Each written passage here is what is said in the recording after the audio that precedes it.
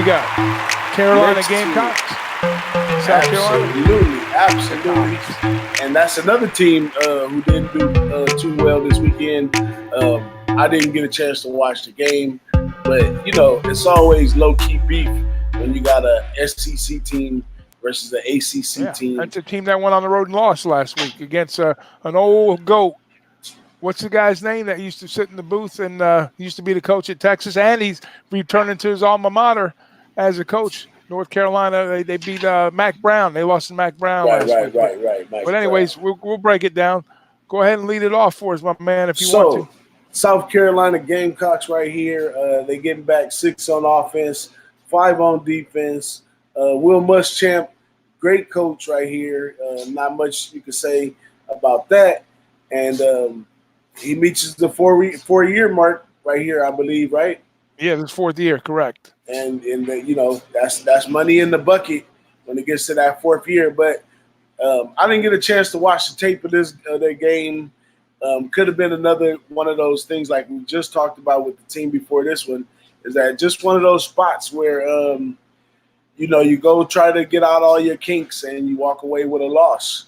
Because when I capped North Carolina, I didn't see much coming out of North Carolina to be a shocking winner like that. No, it's supposed to be a win. It was supposed to be a win for the Gamecocks, but they didn't get the job done. Turnovers plagued them in that game. I watched a little bit about that game. I watched a little of that game.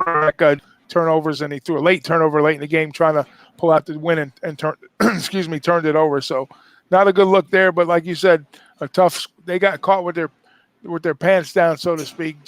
They just didn't execute when they had the game on the line and cost them the game. Yeah, and you know they're gonna have to get their act together fast because they play Charleston Southern, and then right after that they play Alabama at home. So they already been struck once.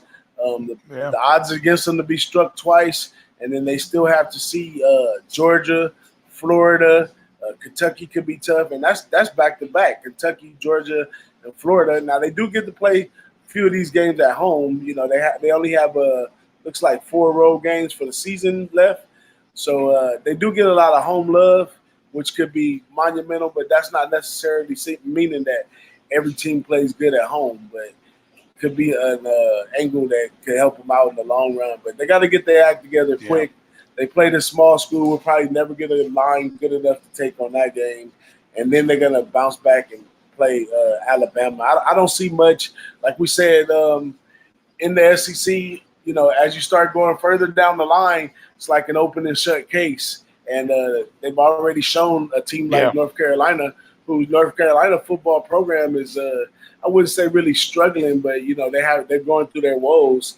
That win for them was huge, and could lead them to some more wins this season. But South Carolina Gamecocks, not the Gamecocks we used to know in the past. No, they've got some struggles. I mean, this team here on the defensive side of the ball, they have their struggles stopping the run. That's been a big issue for them, and they're allowing like 27 points a game, which is like in the SEC that's like rank 11th, and nationally it's like not too bad nationally, but SEC wise, they're giving up 27.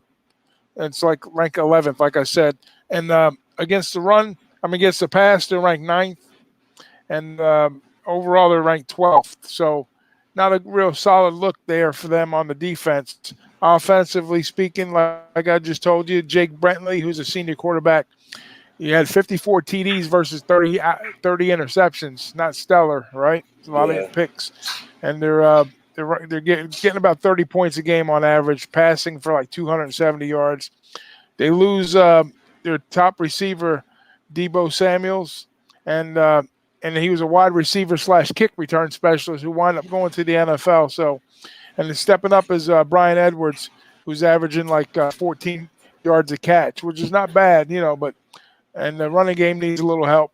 Average about 150 yards a game there, and like I say, they're scoring about 30 points a game, which is 9th in conference. So, like you say, it just kind of steps off real deep when you get past those top 2 teams, and they're just like a mediocre squad. Now, the thing about Muschamp, it is his 4th year, like you said, and he has a winning record. He's 22-17 at Carolina. It's 38th overall. But I got a funny feeling inside that if this coach doesn't get the job done this year, if he doesn't produce a winning season, this might be his last year up in the Carolinas.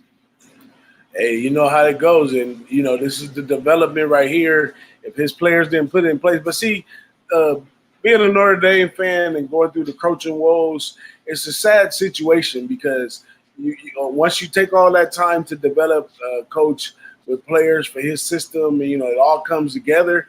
If you go right back to doing that again, you're going to get the same results. You're going to have a bunch of players not recruited to play in a system that have to adapt. It's going to take 2 more years to rebuild that, so it just becomes, a waterfall of problems when you do it like that. But South Carolina Game 5's off to the wrong start.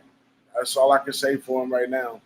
Yeah, we'll see what happens going forward. This team. You got anything else you want to bring up about them? That's about it. Let's keep the show rolling. We got